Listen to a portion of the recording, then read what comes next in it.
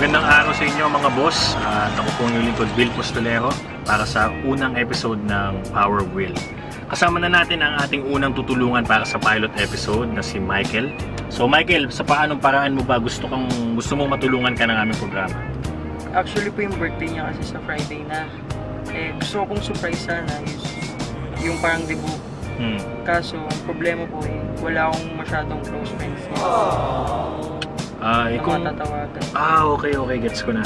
So yung problema mo is gusto mong maibigay sa kanya yung parang debut feel na surprise, yung may cotillion. Kaso nga lang, ang problema, wala tayong makukuha na maaaring dumating sa mismong araw ng surprise mo.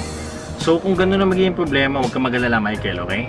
Tutulungan ka ng magaling na team ng Power Wheel para mabigyan siya ng hindi man ganong eksakto siguro dahil sabi nga natin hindi natin makuha yung mga importanteng tao, pero masusurprise natin siya sa paraan na gusto mo.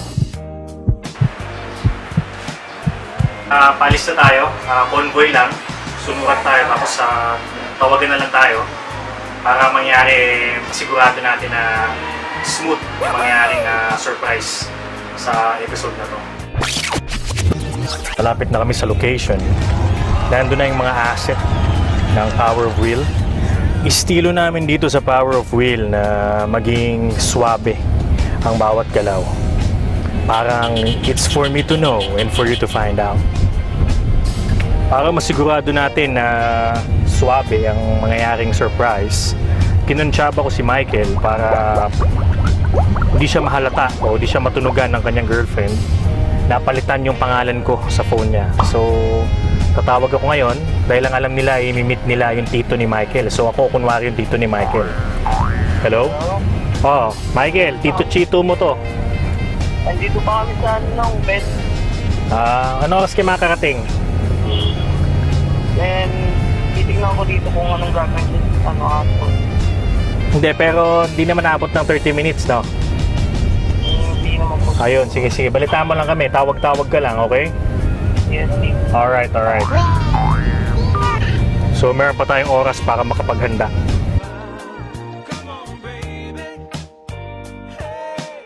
At nandito na tayo ngayon sa ating actual site.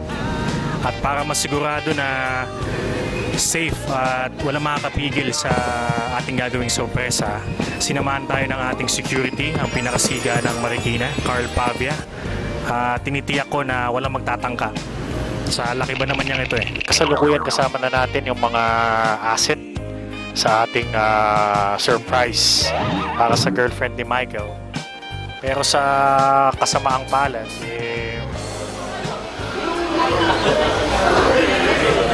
na-confine daw yung aso ni girlfriend ni Michael. So, medyo malungkot yung girlfriend niya. And, sana maging okay pa rin. Nandun na ngayon si Michael sa location. Anytime soon, pupunta na kami para maisagawa ang surprise. At para hindi kami makilala at lalo na ako, para hindi ako mamukaan, magdi-disguise ako.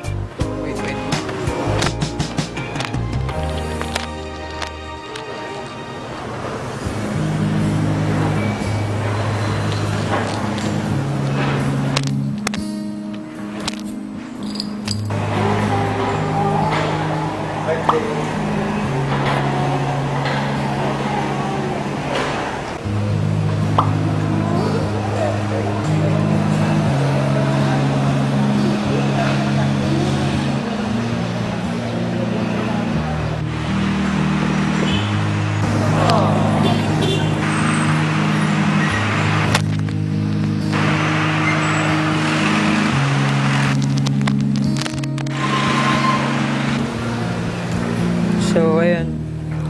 Happy birthday, mahal. First of all, happy birthday sa'yo. Enjoy your day. Lagi mong tatandaan na mahal kita. Gagawin ko lahat para lang sumaya ka. Sabi ko naman sa'yo, babawi ako kahit sinasabi mo wag na. Salamat sa iyo kahit napakapasaway ko, andiyan ka pa rin sa akin. Basta lagi mo tatandaan na mag-iingat ka palagi, lalo na pag hindi mo ako kasama. Sorry kung lagi akong late sa mundo this week.